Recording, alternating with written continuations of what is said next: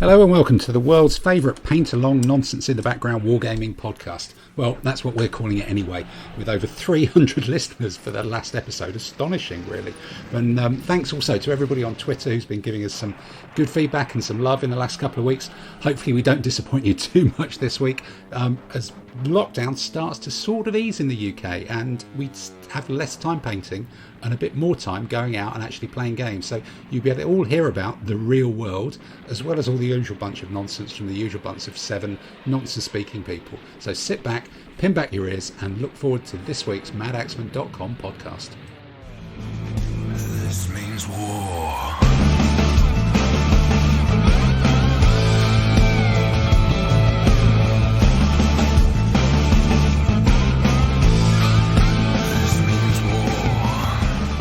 Well, welcome to our 43rd lockdown podcast and our 80th podcast on this podcast channel, which is kind of getting enough that we ought to start calling this a second season or something, don't we? Really?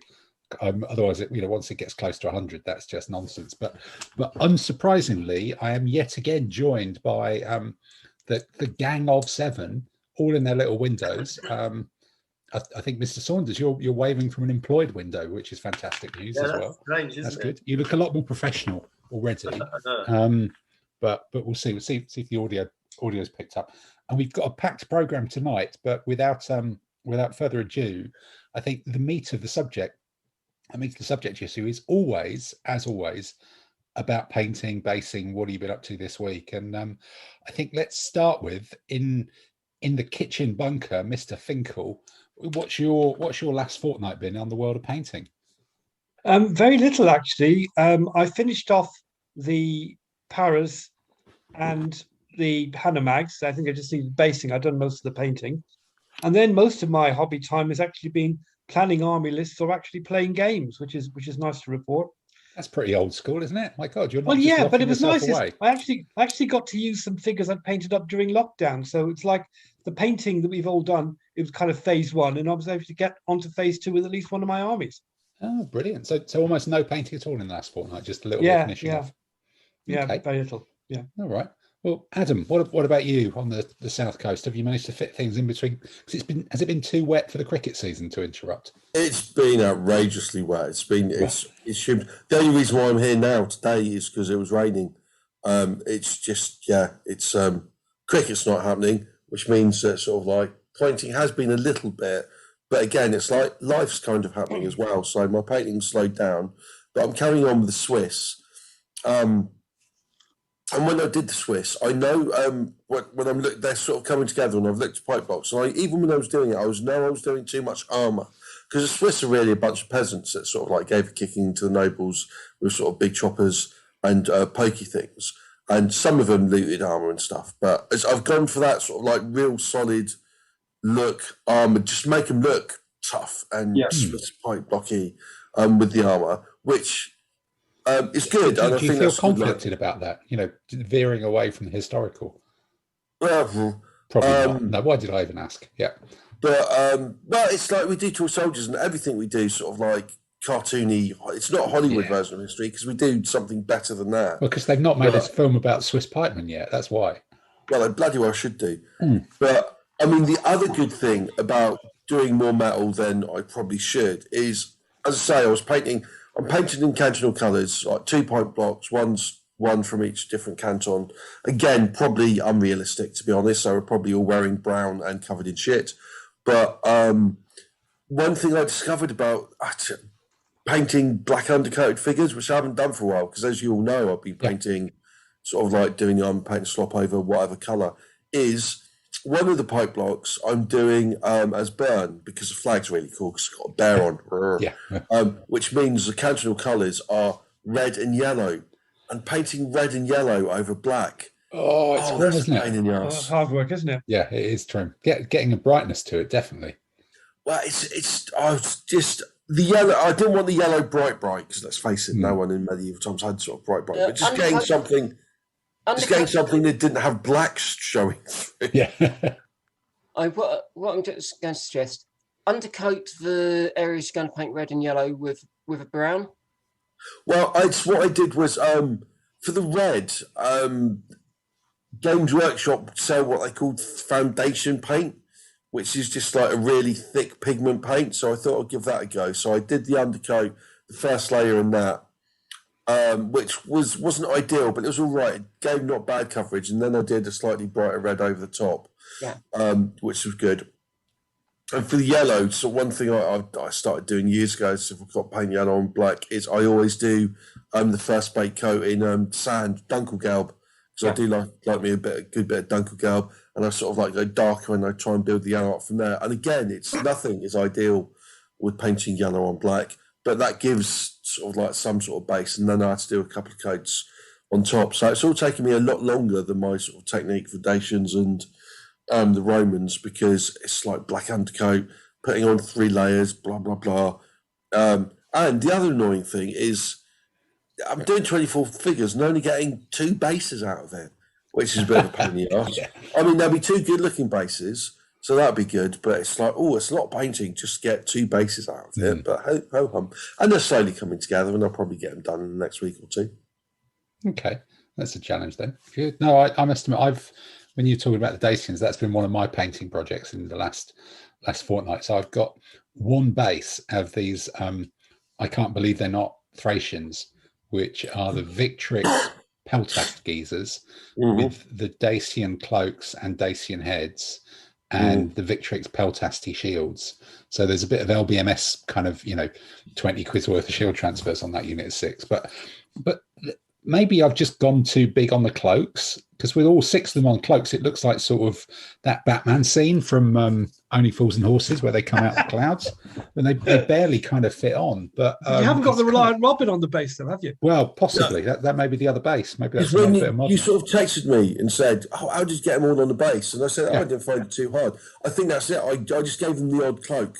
So the odd one had a cloak, so it's like they'll fit, because those cloaks are very flowing, and they are absolutely flowing. They're just like whoosh out the back. You can almost hear the music as they run along. And I've used some of the extra hands and things. And one thing I've done, because for some reason it didn't kind of work, I've realised that even at this scale, even at 28s, you can stick some of the hands on backwards, so they're kind of like holding their spears kind of with their wrists the wrong way around, and the fat stuff she can't bloody see, really.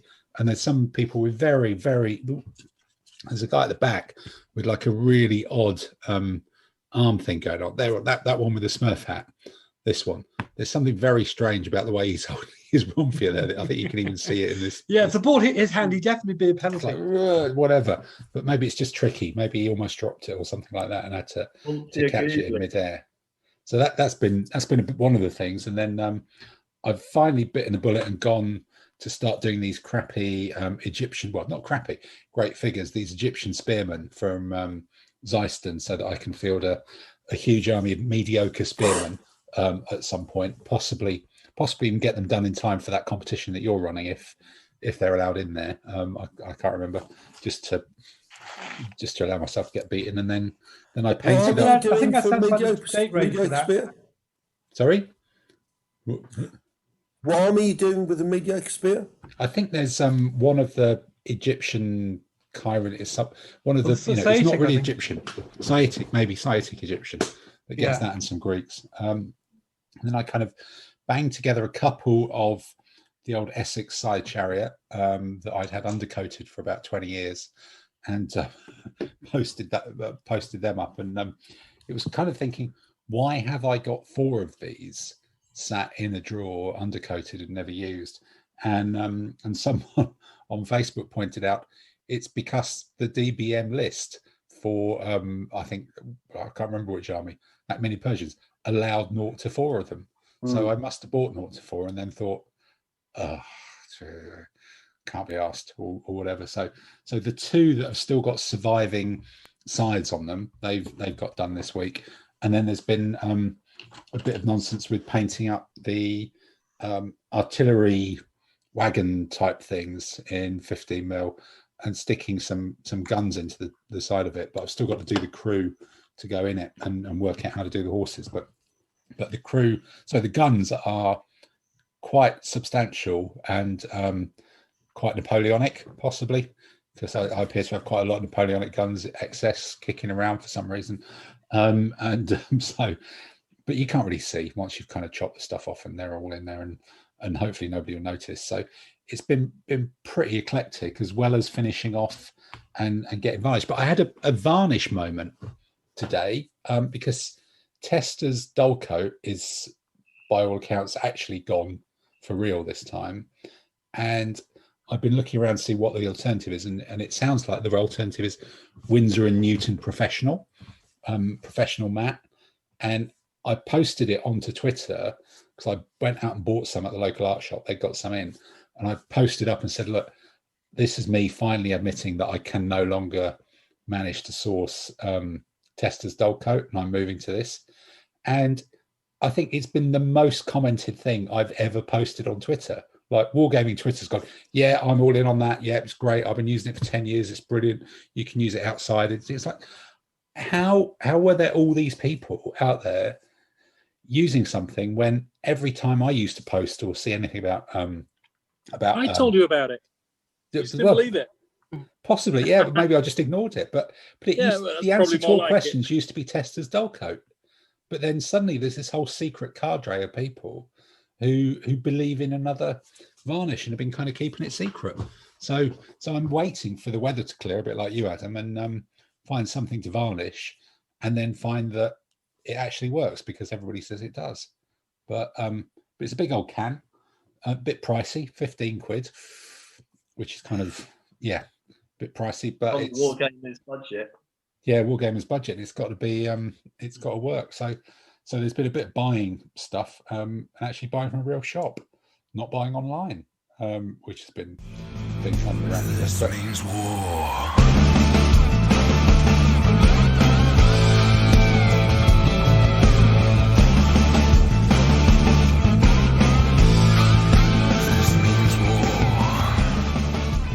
The online shopping expert is in 2 weeks. I've got to ask Tamsin what has come through the post, or what has made it onto your painting table. Have you bought an extra battalion of US jungle rangers or something like that? No, I haven't.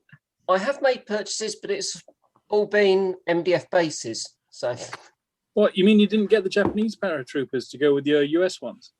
no, I haven't. I think last time I said I'd either just started on working on sort of load of hills or was about to start, and that's what I've been doing.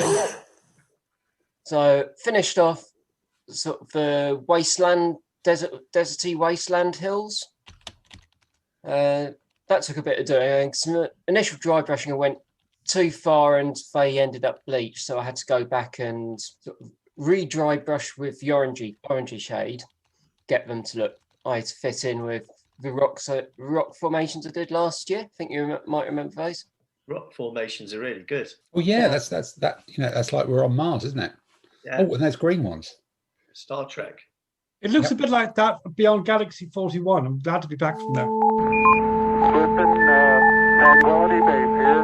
The Eagle has landed. And also sort of the other hills I did, I've decided to make them for jungle hills. I haven't added the jungle vegetation yet, but Have you put kind of short flock onto? Oh, you have put short flock onto that. We can see it now. It's 2 and 4 mil mix of. Oh, there's a blend. There's a special hill blend. Static grass that's gone up. Yeah, static grass. I think these will be areas, sort of more open areas, but I'll still have some vegetation on. But I haven't got around to it. Haven't quite got there yet. This is your famous blue foam, then? No, the blue foam's underneath. Okay. Rock bits that you see, they're the ones that I did with that Keramis stone. Okay, so the rocky outcrops on your blue foam hills are not rocks. They've been made in Keramis stone as well. Yeah. Wow, well they look remarkably like stones. So I suppose that's a bit of a result, isn't it? Yeah. That could be a good one. It's where I think that's the sort of leafy stuff there. You can see that's mixed herbs. It actually is mixed herbs. Yeah. For real. Yes. Good. That's like not a specialist Wargamers product. You are not picking stones out of a garden, but you are using mixed herbs. Can you still smell them? Or Yeah, they smell very nice. Oh, The fragrant hills of Mars. Yeah. I've smelled. Aroma will fade over time. Yeah, that's what I say about many of my fellow wargamers. But yeah. And also sort of I'd give it 10 minutes if I were you. Yeah, exactly. A bit of that one as well. Yes. Otherwise, you're sprinkling the mixed herbs there, indeed. Okay, so it's been a week of terrain. Nothing tempted you on the figure front this couple of weeks? Not really. I'm thinking about things. What I need, what I might want to add. So I'm looking through my version 4. You've been version 4 for the army list. Realised there's been a change on the Yi Korean, and because you now got an option, it's either mediocre pike or heavy spearman. And I've had before it was just mediocre pike, which I'd done. So I might need to get some more Koreans from Timecast. The old glory ones, to do some heavy spear bases. Okay, yes, because they do those. Cool.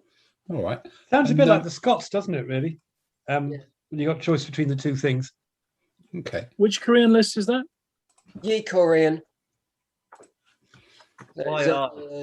Peter, are you looking at the list now? Is this because two weeks ago you were threatening to have a whole day off just to work out what you needed to buy or something like that? I did. I had great fun with it. I was also that's why I was asking, because I was reading about the Three Kingdoms Korean, and I was expecting you to say the Red Banner guys. That's why I was like going, which list? I was like, Red Banner. They've got pikes. Red Banner. Right. I like Red Banner. I've been watching the film. There's a film. Okay. Yeah. Yeah, I carry on. So don't know if you can see it very clearly. Been working on asparagus. You're making asparagus? Is that like a Welsh Kunai grass? Kunai grass, very long grass that you get in the Pacific. Oh, that's the elephant grass, isn't it? It's long enough to hide an elephant. Yeah. So it'll be tall. So it can go up to 10 foot tall. So you don't need to buy any figures. That's brilliant. It'll be like doing submarine warfare, won't it? So hiding in the grass. Yeah, so that's the terrain. It was trying to work out.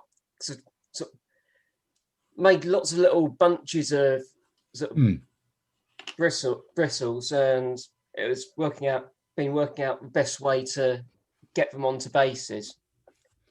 And have you worked out the best way? Are you drilling holes in it or anything like that? I have, yes. Okay. Wow. Yeah, it's using sort of the brown acrylic frame sealant. Blob into the centre of the base and stick them in, and they seem to be holding fairly solid. So yeah. Good. Well, I can probably now recommend a matte varnish that you can use to kind of tone down the flame sealant, I guess, as well. Yeah. That may be my expert thing. Okay. This means war.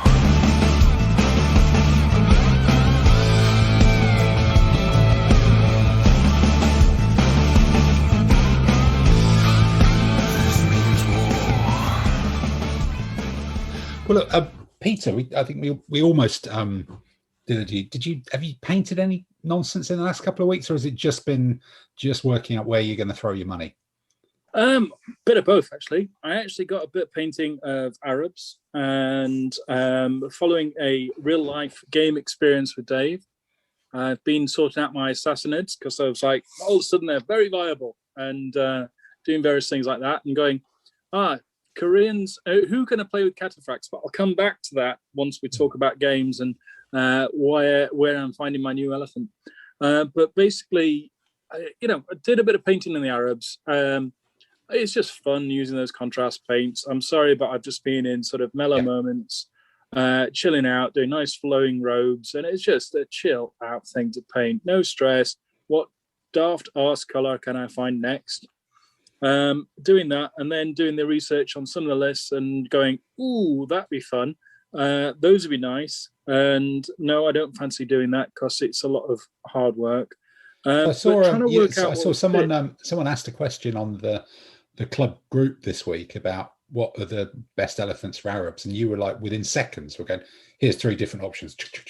So was that something you've been looking at possibly? Or was that a bit of a giveaway? No need to look at it if I just open the cupboard. Oh right. Oh okay. It's already They're in there. already there. Yeah. In both 15 and 28 mil. You know. You've got you've got 28s. Wow. Well, I've got 28s with the elephants because they went over quite nicely. My son stomped away with them and did quite well with them. But no, I've also got some Romans with carts with some little bolt throwers on as well. I bet half the ADLG world has been getting those out. You've got to, just for a bit of fun. Plus, it was just little bits of things, so added into different things. So I've just been, as the lists have changed subtly, not massively, but given a couple of nice little variations on that. So I've been adding to different things, but I've just been searching through about what's going to be my next list to do while I'm waiting for the Assyrians. Dave's been chasing up for me on them. But what else? I think I'm going to do an Eastern army because I haven't really done one apart from the Chinese and the Indians. So it's like, which one do I want to do?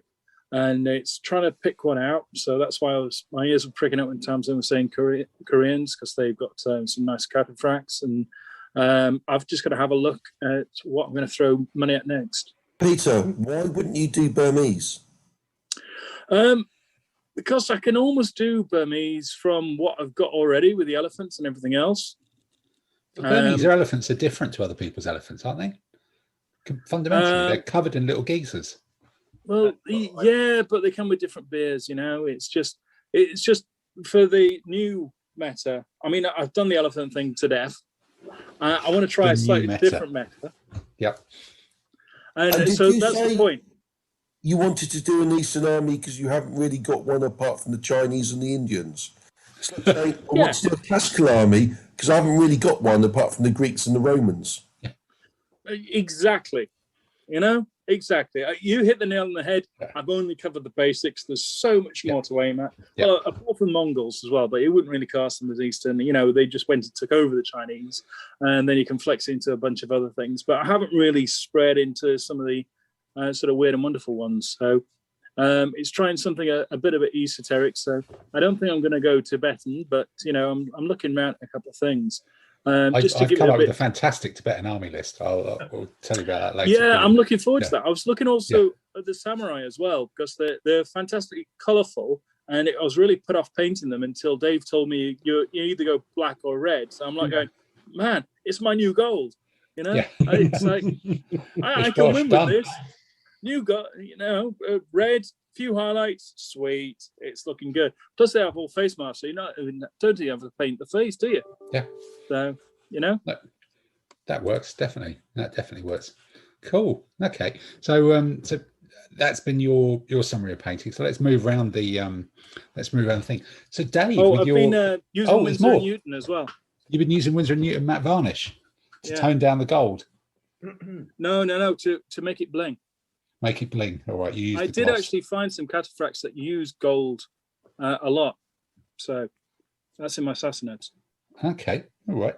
Well, Mr. Saunders, with your new professional haircut and your new professional ethos, it just looks so slick. I feel that we should do a PowerPoint presentation here.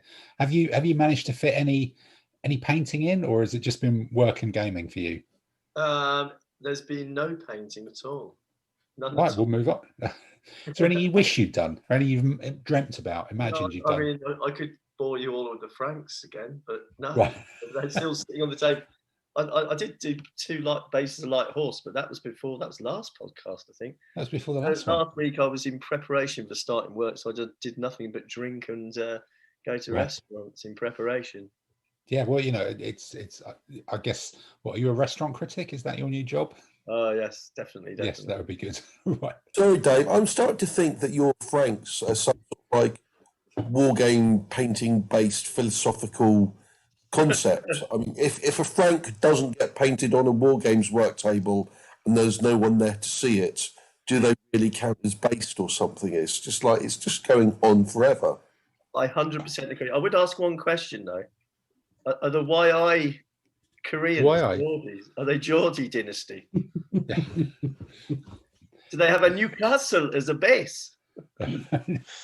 That was Dave. That was a real accent mashup that didn't really work on any level at all. But They end up fighting the Tafia, wouldn't they? The Scouse Kingdom. Indeed, the Tafia. I thought that was a fairly convincing Korean accent myself. Yes. Yeah. Have you seen that film? What's that one? Parasite. That's very jolly. And there's a bit of there's a bit of sword and ship war games action at the end of that as well. But in terms of comedy accents, I think that means we inevitably must finally wrap up and come to Mr. Simon. Good day. How are you, sir? G'day, mate. How's it going? It's all cracking. It's all cracking.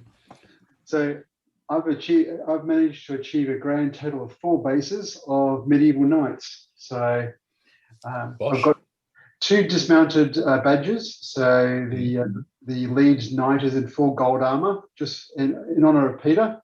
So nice, like the style.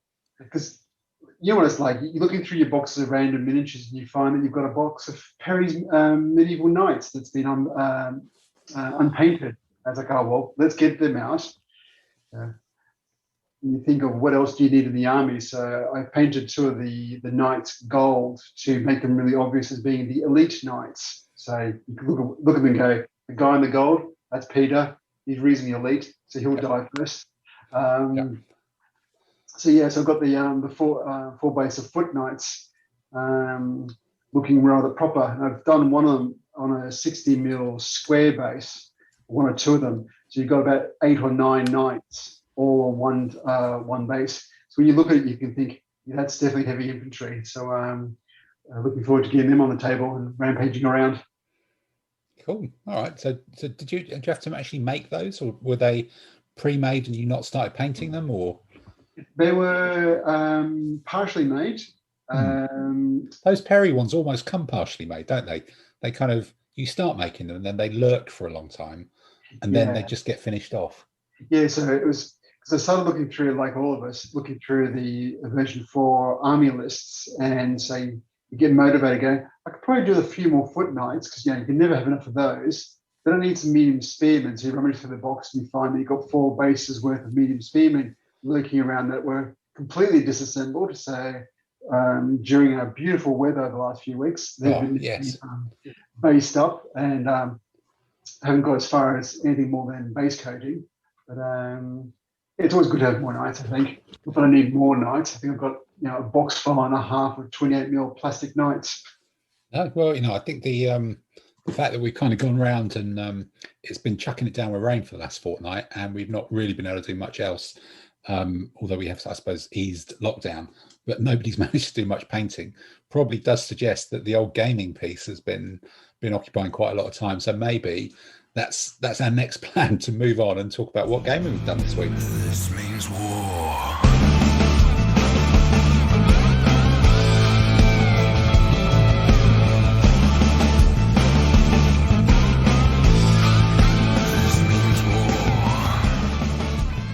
So version 4 ADLG has rolled out and has bounced gently on the floor and infected the internet, and I think they've even started receiving it in Australia and New Zealand now. It's all been shipping around the world. Everybody's got it, which is fantastic, because it means Stephen Ladiani won't keep emailing me questions about a rule book he's not even got yet, because that's been occupying more of my time than painting, I think.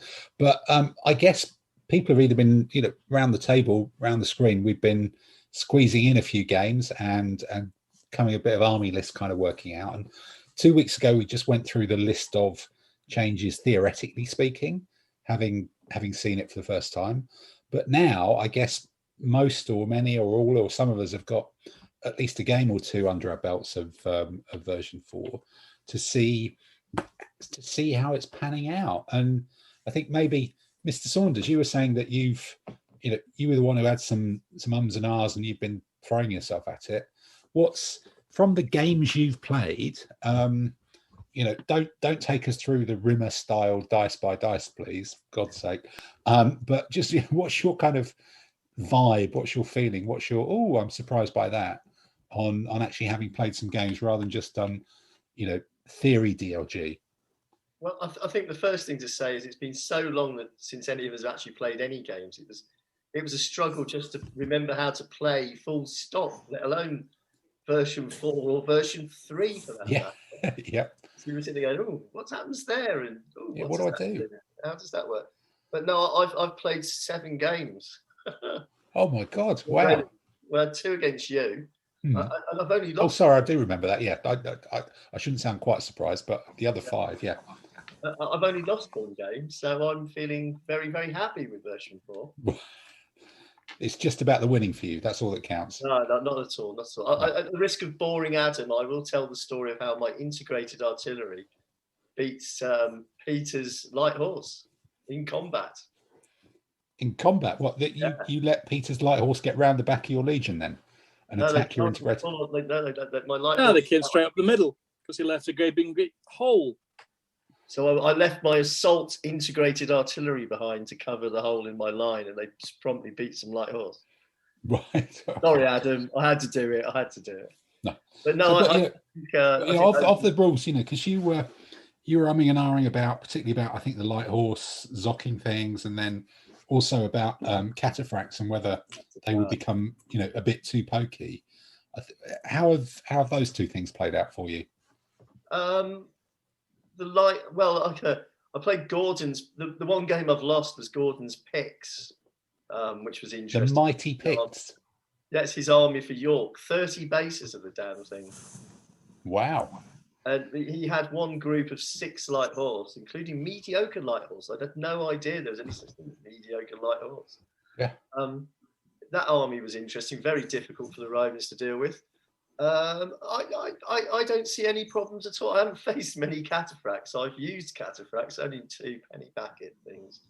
But so far so good. I mean, last night I played Gordon and used the biblicals with the light chariot armor. Oh, right. How did that work? Because does that really, and heavy chariots are now different as well, aren't they? Well, we didn't use heavy chariots. We're using, I was using New Kingdom Egyptian, and Gordon was using Cushites, wasn't he? He was using Cushite, yeah. So the thing we found in that, I was actually going to take an army which had a strategist and a brilliant general, because the New Kingdom Egyptians have a command of 5. And I think we did realise that having the extra command and control, having the extra pips indeed, especially if you roll 6s and Gordon rolls 1s, yeah, which was always helpful. That made a big difference. I think that's going to be one of the things that's going to be interesting. I think we'll see larger armies of weaker barbarian foot sort of things and smaller professional armies with more command and control, and that's going to be interesting. I think that's going to be good. Yeah. So how did the chariots play out? Because light chariots were always targets for archery and a bit nonsense. Did you use them differently now you had armored chariots? Well, in actual fact, both Gordon and I seem to line up our light chariots with armor in the center of the table. And we had a sort of chariot on chariot face off, which was bowmen fire, going in and shooting each other. There was a bit of evading, just one evading. I was, if one was damaged, I evaded with it, brought another one in to fill the gap. And we shot each other until Gordon realised he was going to have to charge in. But the armour worked. I think it's kind of evened it up in a strange sort of way. I think the impact swordsman can face off against the chariots with armour now, but the chariot might survive, because it's got the armour. I think it's made... I always liked ADLG for biblicals. I think it works really well in the biblical area, and I think it's improved it. It really has. That's interesting. All right. Anyone else? Who else has played a game in the last couple of weeks? Andy, what about you? You always, do you fit it in real games or carried on with your virtual? Well, a bit of both, really. Since we moved to version 4, my first game was against Simon, and I think he'll admit he was a bit rusty and didn't go his way.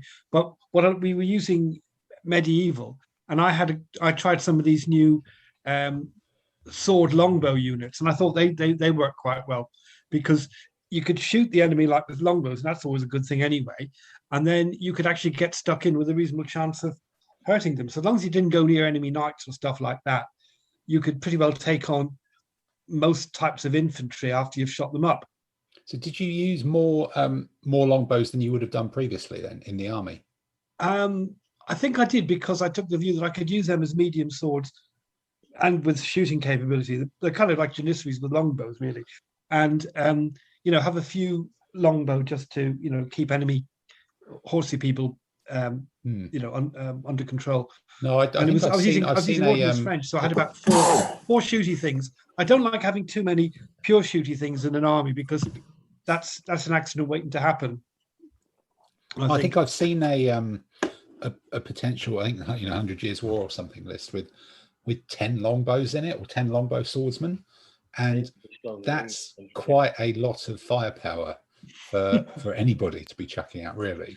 Against anything mounted, you've suddenly got 3 blocks of 2s and 3s pinging away at you all the way across the table, and a load of foot knights and stuff like that. And I think that will make that list play a lot more like what it's supposed to with a lot of those things. I think also, I don't think you have to have them all with stakes now, do you? So you've got a few more options to make them a little bit cheaper, which is good.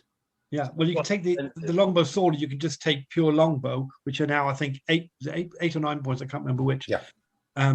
If you take them ordinary, the choice after 14, 15, I think, seems to be between ordinary sword longbow or elite pure longbow. Yeah. That's all or nothing or something like that. Yeah. Okay. But so that was so I thought Simon's Free Company, and it's now a free platoon after the losses it suffered. And then I played Dave online, and we were doing Dacians against Romans, and nothing. Adam, listen up. Yeah. Well, I mean, the Dacians had 28 guys in their army, and that was a bit of a nasty thing to face. But we just about beat them. Nothing special to report from there, apart from it was a fun game. I played an interesting game against Sean last night, and a couple of interesting learnings came up. One was he was using triumvirate Romans with an Armenian ally with 4 cataphracts, and he put them in on one wing against my against an infantry corps which had some allied Romans, and then I managed to get a load of cavalry round, but you really had to mass up the numbers. But once you hit them in the flank, they really collapse. So this flank attack business of what do they call it, melee support, makes a hell of a difference. The other thing which I noticed was terrain seems to make a hell of a difference.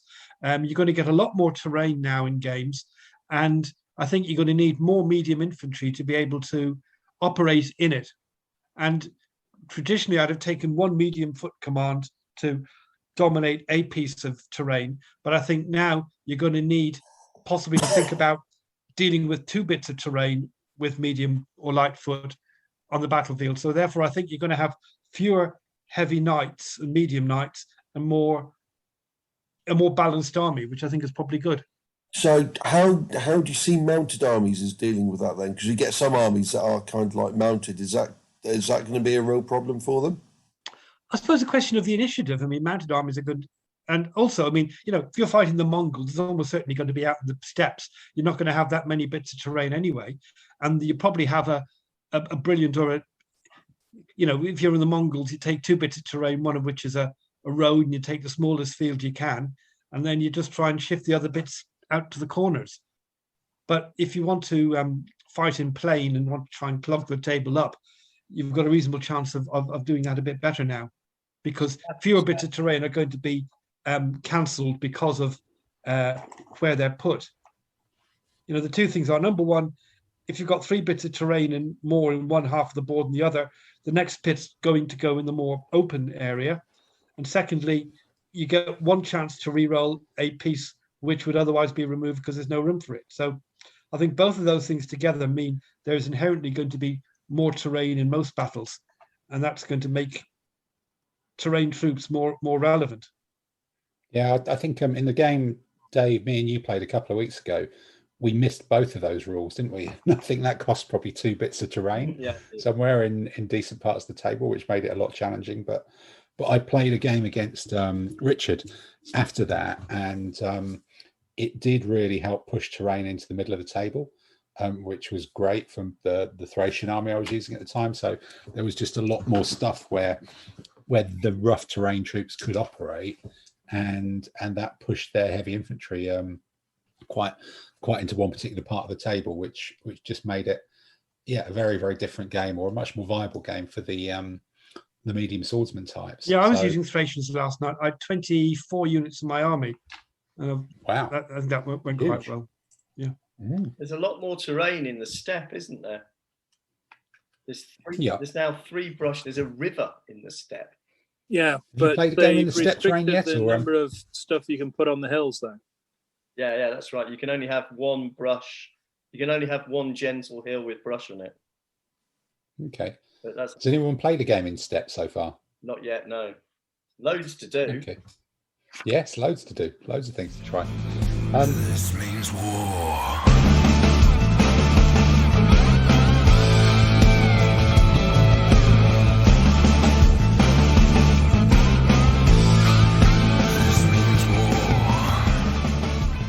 Adam, have you managed to fit in any games in the South Coast in Entoyment? I've got my first coming tomorrow, which is something to look forward to. My Dacians are getting their first run out. Brilliant. Because I had to decide what to do with the extra 14 points given to me by medium swordsman getting cheaper. Yeah. So I might do something, try and clever and bump it up. Or then I thought, 1 piece of heavy artillery for a laugh. And just takes it up by 2. Plus you get a piece of heavy artillery, which is got to be kind of funny. Chuck down as much terrain as you can. That's my tip.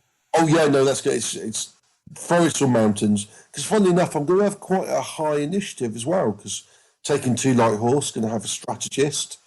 I think 3 or 4 sort of like general points. So it's I'm going to have an initiative about 3, so I might get in badness, or if he attacks me, it's got to be in forests or woods. Which the only other thing I would say about ADLG version 4 is, in the past week or 2, I've actually read the rules. Because usually I'll actually be asked to read them all the way through. I just read what people are saying on Facebook, and that lets me know of any changes. And I've got to say, it's I like how they're written. They're sort of like, for rules that aren't written in English, they're kind of easy to read in English and easy to follow with lots of diagrams. So, a big thank you for the rules type people and translatey type people for that, because they were kind of really easy to read, which I can't say about every set of war games. Yeah, I think Hervé's got a really, maybe it's a French thing, but he's got a really interesting style of writing rules, which is, just trying to sort of put my finger on it, but it's, a lot of it is just going, here is a list of things that are possible, and then here's the list of exceptions. Yeah. And it's just like 2 lists, whereas I think some other rules get wrapped up in trying to encapsulate that all into sentences or in one thing, but just going, you can do this, this, this, and this, but you can't do this, this, this, and this. Well, it's not just that. The guy doesn't work in isolation. He has his core people for checking out the rules before he even goes to the translation, and they've got, we've played against most of them. They've got sensible head on their shoulders to push back on certain things. So it's acts as a moderator. So you're not got one person just acting in just pure isolation and then comes out and shocks the audience. And they were very good with giving the feedback. We were chatting with some of them, and you can see that common sense coming through it. Yeah, I think they've all played well. But then again, I suppose at the end of the day, it's an evolution of DBM. So they've all been playing for about 30 years. So they've learned something from it in that way. But Peter, what about you? What games have you managed to fit in? Have you beaten up your kids? Have you been down the club yet? I managed to get down the club and had a game with Dave. Just 1 point off breaking him, having a bit of fun with Parthens, with a bit of cataphracts, and but it's just more the point. What I'm enjoying is, can I get some cataphracts on the table and go in and stomp things? I wasn't that keen on them before. It's a good laugh going at them, and quite frankly, I'm painting some up. I know what Andy was saying about getting around them. It's just, for me, the meta's changed. There's not as many of the heavy bow elite impact anymore. There's only a couple of armies who've got that. So the armies are now restricted in more that either you got bow horse or you got impact horse. So the cataphracts now having that ability to be up against the impact horse is great from my perspective. The whole armor thing and going in at the infantry is great, although I didn't have that great an experience of it. It's just, I can see it working. It's just the other bit about having the the pips to actually do more. Now that makes it really interesting. So either you have the large barbarian type army and coming up to 30 units and just swamp them and overwhelm their choices and everything else, or you start getting clever with it. So I actually quite like the tweaks that I've seen. But to have that shock value, have that punch value, I'm getting some nice gold cataphracts painted up to go stomping through with my Sassanades. You got to do these things. Your Sassanades? Is that something Sassanades. Funny about you've been riding a horse too long? Is that what you get? Yeah, right. I don't want to know about the hard Sassanad. That's they're like the left northern one or the right Persians. one. Yeah, they're the Persians in the north. Saddle saw. Yeah, absolutely. So it's just good. Putting his nads on the table at the next competition. Yes, absolutely. This is what they're turning up, and then we'll get flanked as Andy will swamp around the sides and everything else. But quite enjoyed it. Quite enjoyed the changes with the V4. I can see some nice little wrinkles that I'm going to have a go at. The light infantry. I still want to find an army where I can get my light infantry flamethrowers in there, because why not? How was it going down the pub though and actually playing for real? Was that a little bit weird, or was that just? It was surreal. All of a sudden you're back there. Gordon's having a game with Dave, and they're chatting away, and other people chatting away, and it's nice. It's that having that banter and looking at things slightly differently again. It's great doing the online one. We had a laugh with that, but it's a big difference being back on the table, having a glass of beer or, nice glass of red wine. Wasn't bad, actually. And then just having a banter, having a game, it's just missed that. And I'm spotting this, I'm trying that. And, hearing what other people are trying and looking at. You also need a slightly different mindset to playing on the table than playing online, because on playing online, you can look at the board overhead and you can see what's where and whether your units are being flanked or overlapped or whatever. On the table, you can get into a position where you're being flanked or overlapped because you've moved guys too far forward without realizing, unless you're very careful. So you need to mentally... Or you just stand up and move around. Yeah. But it's... You could just be tall, Andy. That could be the answer. Well, it's a bit late for me to try that. Incidentally, periscope, that was it as well.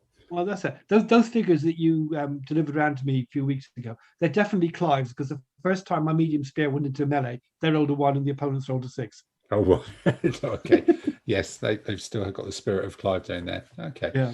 But Simon, you were on the other end of one of those games, but sounds like you were a little bit rusty anyway, having been R-ing for quite some time. What was your take on it?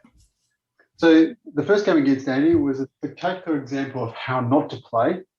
So I think we both can agree I played like a complete and utter plonker, and Andy well and truly deserved to thrash me senseless. So all I would say is your deployment was suboptimal. That's all I'd say. Yeah, that's an understatement and a half. So I was glad at the end to get a few points out of the game. But subsequent to that, I actually went down to the club, which was quite scary, having not been there since September, I think, and played Mr. Saunders in real life. So that was quite nice, as Peter said, having a few pints just to keep Ravi going and have a real game. So we tried... medieval. Yeah, we're playing medieval games. So Dave brought his later medieval Spanish, and I brought the Burgundian Ordnance. Again, Tim, using our design philosophy of what have I painted most recently, I based my army around that rather than anything scientific. I painted up a bunch of the heavy spear longbow option guys. So that was the army choice. And then I built everything around that. So it was a small army, only 18. Dave's army was 23, but I lost at the end. But I was only 2 points off breaking Dave. So it was a cracking game. We also tried some of the new mechanics of one of the things we liked in version 4 is they've seemed to have mitigated a lot of the buttocks of death by light horse or cavalry sticking a corner around something that can evade. Now you've got to properly zock it to stop it getting around. Otherwise, if there's a 1 UD gap, you can slide around it. So we tried that in a couple of examples just to sort of see what would happen. And light horse tried to zock my light horse, you're able to get away from it. So that was quite neat. So I can definitely see the Mongol armies where you have a strategist and all that. Then now actually becomes a reason to have better generals rather than just going, I'll have 3 competence. Pips will become important for those armies. Okay. We all got cracked in. And then last night I had a game of Renaissance, trying a couple of the newer rules. And we had a cracking game. We were playing a Dutch rebellion versus Low Countries Spanish. So, Spain and the Dutch were fought over Holland for quite a few years. And we had a game of 5 tercios running around the table, quite effective. And we had our first flank march. So I managed the Dutch get some caracol troops to flank march on the table. And the Spanish did not like it. So they arrived about turn 3, turn 4, they're getting ready for melee. And it was nice to actually see a flank march slowly push his flank off, while the tercios did what they did best, walk up, shot a couple of times, charged in, walked straight through my pike and shot, and started going for the baggage. Right, okay. So that chugged on quite nicely. It was good to get 5 tercios on the table and actually get a result in 2.5 hours. No, solid. Okay. And Tamsin, are you gearing up to get to the club at some point? And yeah, I am, but I thought I was allowed for tournament addicts get their fix in the first couple practice. Of weeks. Let them calm down a little bit. Yeah, has it? That might take some time. Has it actually been full with all 5 tables each? Not quite. Okay. Didn't look full. There was some. I think there was about 4 tables last night. There were... On Thursday for us, when I was playing Dave, there was only 4 tables, so there was still quite a bit of space. Okay. I think most will be there for Monday, though, won't they? I think there's some talk that 5 have been booked for next week on one night, haven't they? So that's Monday night. Yeah, Monday night bank holiday. Okay, good. So it's all starting to roll together, isn't it? And I think the competitions are starting to book up. Adam, you've got how many for Bournemouth? Is it 24 already or something? Yeah, and I'm about to check out to see whether we can get to any more. So for people that are going and want to start, I'm going down to a tournament tomorrow to talk to people. So I'm going to start putting out information about list checkers and stuff soon, because the end of July is coming surprisingly quickly. Surprisingly close, isn't it? And I think York, fingers crossed, is all good to be on, and that a load of us will be going up to. That's list deadline in the next few days to get something submitted, which is a bit scary. The competition in Devon in November has got 30 people signed up for it. Wow. In like 2 weeks. 20 of them want to play 25 mil and 10 obviously in 15s, which is an amazing turnaround. So and I actually did a recce last week and saw the venue. So provided the COVID restrictions carry on getting lifted, which, God forbid they're still in place by November, but I think there's room for at least another, comfortably, even sort of COVID spaced out, another 8 tables in there. So that could be like an enormous event. We could be repopulating the coastal towns in the middle of winter, which would be a bit kind of nuts. Are you trying to get Devon to become the end of year BritCon, try to get this massive competition going on down there? Yeah, well, it might not be far off, particularly as some of the people who play down there. I can't remember if we knew this 2 weeks ago. One guy got in touch and said he's bought a B&B, not because of the competition, but he's bought a B&B nearby there, which is kind of nuts. So there's a lot of people down in the West Country, anywhere from Bristol down to Plymouth way, are all keen and piling in. So that's all good news as well. So it's all seeming to pull together on the up and coming games and competition circuit. They've also got Rome and a bunch of others as well. I was looking on forum for a couple of minutes earlier, and it's kind of exploding. So a lot of pent up demand. Actually, yeah, going to an event abroad would be that's a bit weird though, isn't it? I'm not sure, given that we're not allowed to go anywhere at all at the moment. Either place. There's a green list. There's a green list, but it's only got 2 countries on it. it's more like, are we allowed in? We're not allowed into Germany anymore. No. Yeah, how many events do you go to in Germany? Well, apparently the Germans are picking up ADLG. the 6th edition crowd in Germany have decided to move en masse to Really? ADLG. Yeah, it's wow. because Paul that I play with Yeah. a lot, he goes to Germany a lot. He's an honorary German, and they've all stopped 6th. 6th is now officially dead because the Germans aren't playing it anymore. Yeah. 6th what? ADLG, and they'll be doing ADLG competitions. Yeah. 6th what? That took 6th quite a long time to die, really. Yes, it did. I think I was. 40 Yeah, years. Peter, that's wargaming before your time. Yeah. That was when there was Way before WRG 6th. Oh, WRG. I've heard those letters before. Yeah. I thought it was some sort of disease, but there we go. Well, I think 7th edition was a bit of a disease. 6th was a good solid set for its day, but 7th was where it just got a bit tricky, didn't it? Really, that was all a bit weird. This means war.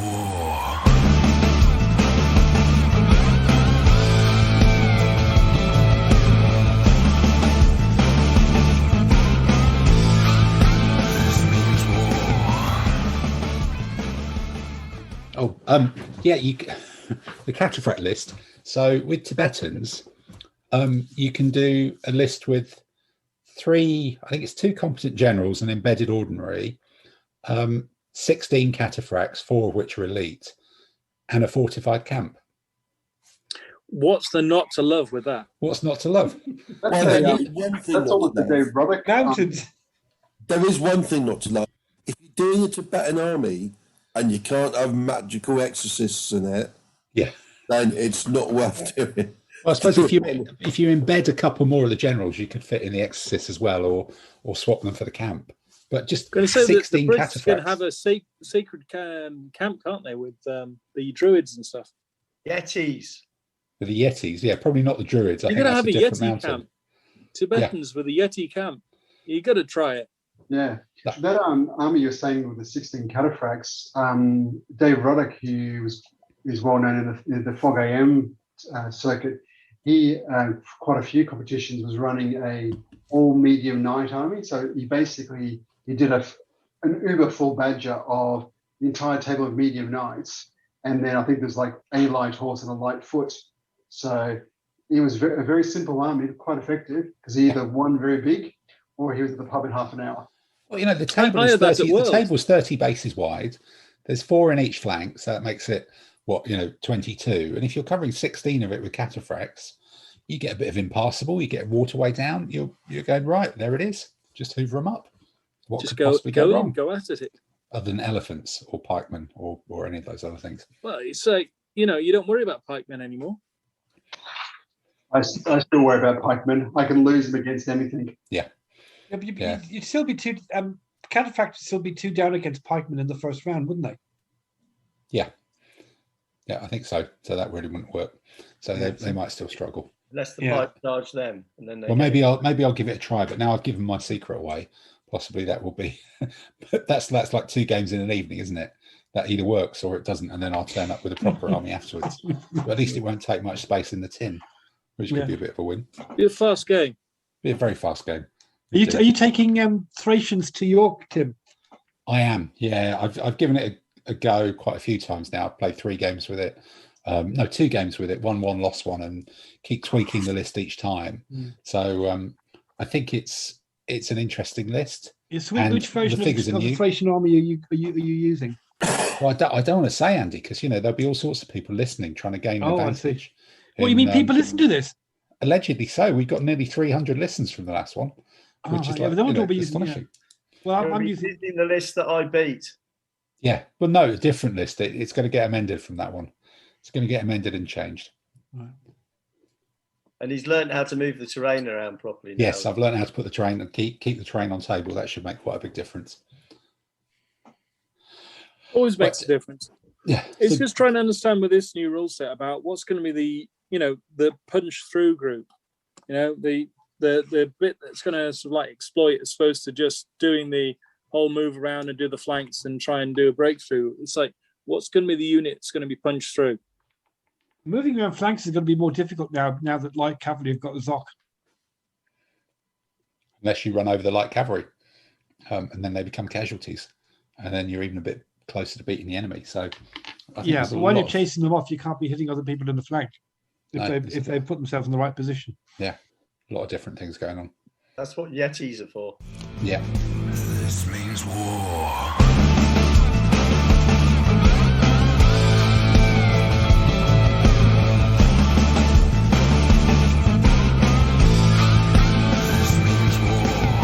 So look, with that discursive wander around future, past, present, potential army list competitions, all the rest of it, that brings us full circle to the world of Gallic disco, where people do rotate around the garlic flavoured handbag. And let's call in the music for Andy's quiz.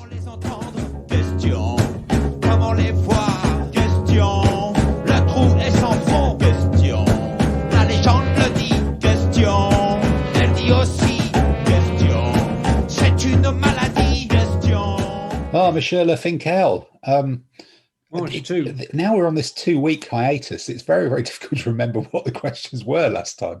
But hopefully you've got it written down somewhere. What were you quizzing us with last time round? Well, it was what sort of famous politicians said for different quotes and who said them. So the first one was, "War is much too serious a thing to be left to military men." Clausewitz. No, it was Clemenceau, the French Prime Minister, who said Belgium is a country invented by the British to annoy the French. Clemenceau. Clausewitz. Clausewitz. I can see how this is heading. No, it was actually de Gaulle. De Gaulle. So these are all French because No. There might be another one. Okay, let's hit it. Yeah, this is one. Give you a tip. This isn't the French guy, right? Okay. You can always count on the Americans to do the right thing after they've exhausted all the other possibilities. That sounds like Churchill. It's got to be Churchill. It's got to be Churchill. No, I my faith in wargaming humanity was restored this week. There was one of these history Twitter accounts that posts, historic pictures. Posted a picture of General Leclerc in the Free French in 1945 in the top of a Sherman or something, liberating Paris. And this is a picture of Leclerc on the 6th of May, yada yada yada. And the first comment was like, "Yeah, great general, big leader of France." The second one was a repost of a video from Hello Hello with "It is I, Leclerc." I was just thinking, you got there too bloody quickly. I would have done that one. That was my first thought as well. But so yeah, serious history just went out the way. So, but yeah, there's nothing more serious than Andy's quiz music coming back for the half time.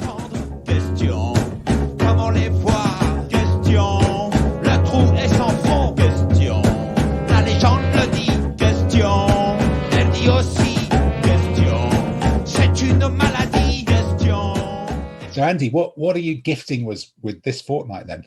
Well, after the debacle of last weekend, when the score was UK 0, Italy 529 or something, I thought this week's quiz would be Italian metal, but with a chance of Britain getting more than 0 points. So here we go. Nothing to sniff at. No. The first warship ever sunk by a guided missile was a World War II Italian battleship attacked by the Luftwaffe. What was its name? There's 3 things that don't make sense in that question, but that's good. Okay. Right, good, right. Number 2, when the Italian army entered World War II in June 1940, its most numerous armoured vehicle was the L3 tank. What was the main armament of this tank? Attitude, possibly. Style. Thick slabs of ablative mozzarella. Yeah, mozzarella. Right. Well, you may be right. You find out next time. And number 3, the Roman Navy developed a device called a corvus, a rotating boarding bridge with an iron spike to affix to an enemy ship's deck, which they fitted to their warships in the First Punic War.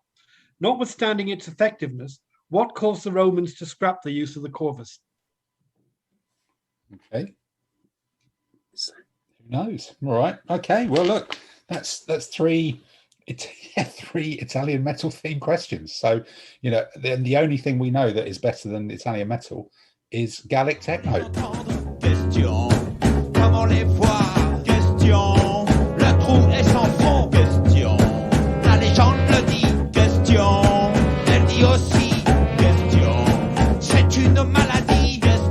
So look, with the quiz music fading into the background, then we on this remarkably quick episode, because I guess we're all out doing stuff, really, aren't we? It's kind of weird. and it will take us a while to get back to normality of doing stuff and painting and all the rest of it. But with that, let's have a quick wrap up of what are you expecting to be doing gaming and painting wise, and possibly shopping wise in the next couple of weeks. So Adam, you in the sort of Stygian darkness of the weird backdrop of stuff like that, it's a bit like talking to Marlon Brando in Apocalypse Now, really. It looks like you've got a mask on like Zorro, that's the vibe I'm getting from you. But oh god, that's worse. That's really worse. We can see your face. Yeah. I was getting more Damien vibes than anything else. Other than sort of staging your own insurrection in northern Cambodia, what are you planning to do in the next 2 weeks? Well, I'm hoping to get at least one game a week in, and maybe more, time allowing, and slowly carry on my French, because I need them for warfare. So I'm kind of hoping they'll be ready before November. Okay, that's it. Maybe I should drive down to Bournemouth next week and play you a game or something. Have you got any free days? That's a possibility, actually. Yeah. I'll get my people to speak to your people. Yeah, social diary pass people. Yeah, all good.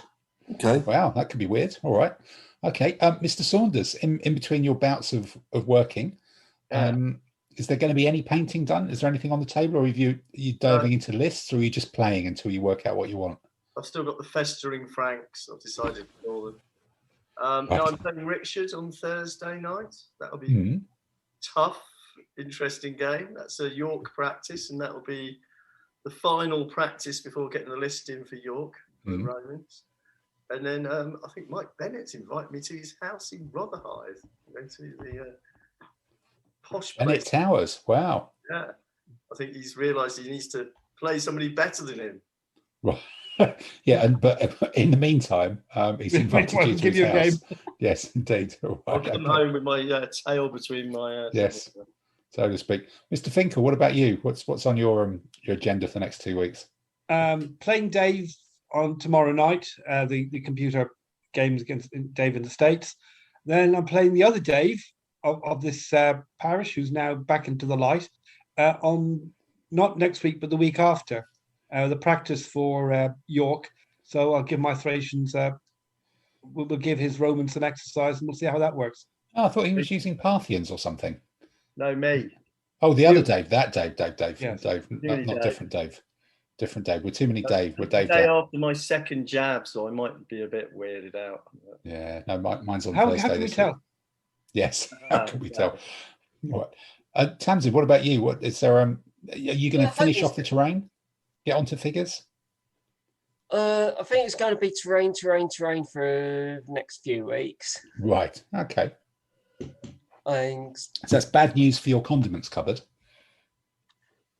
Not for my condiments cupboard, because I bought a bulk pack. Oh, specifically you bought mixed herbs specifically to use for the terrain. Okay. They didn't even pass your condiments cupboard. You can buy a kilo. Bolognese will never be the same again. £7. Wow. Okay. Or you can buy a jar of about 30 stuff. grams for almost £1. It's... Yeah. No, I'm convinced, and much better for bolognese, as you say. Okay. All right. But Peter, what about you? Are you going to be grating any terrain into your bolognese? Well, a bit of Parmesan here and there for a cheesy list. It's all good, isn't it? Yep. I've got the other. Are they related to the partisans? Yeah, no, that was the partisans. That's the other Dave that I should be playing a couple of games against on Monday to practice for him for going to York. So looking forward to that. It's always a good laugh. So I might take along 2 different armies to have a go, because it's the day off. So just to try different things out and try a couple of ideas. Okay. You're not in from York, are you? So you can use 2 different. No, lists, yeah. I've got so much other normal stuff going on. Unfortunately, it's sort of like curtailed me for the next couple of months. Okay. All right, Simon. What about you then? You've got a few days away, and then you've got any gaming and painting planned in? I've got nothing lined up for next week. I've got quite a lot of reading of the version 4 rules to try to DV3 my brain and get the changes into my head. It's funny, with all the COVID over the last 14, 15 months, trying to remember or learn new rules is taking a little bit longer. So yeah, I'm hoping the holiday will clear out the brain a bit. Trying to get a few games in. I'm not doing York or any of the competitions until I think Bournemouth is going to be my first one, where I probably will get absolutely thrashed. But I'm looking forward to just trying to get a few friendly games, or just actually pushing toys around on the table and just trying to get into some of those situations where now you've got to work out what happens rather than the usual line up, charge, and all that, which Dave and I did last week, and it's quite good. Let's get into those bad situations and work out how do we get out of it. Yeah, well, fingers crossed. Weather's become much more viable for outdoor spraying and varnishing as well, so that's good. So I think it will be trying to shift from painting and undercoating to actually trying to get a load of games in now that we can actually meet outside, inside, and in public spaces. So that's all fantastic, good dice rolling news. So maybe there will be more dice rolling stories and slightly less paintbrush wielding stories as we roll forwards and return in a couple of weeks. So we'll see you all again soon. Goodbye, everyone. Goodbye. Bye.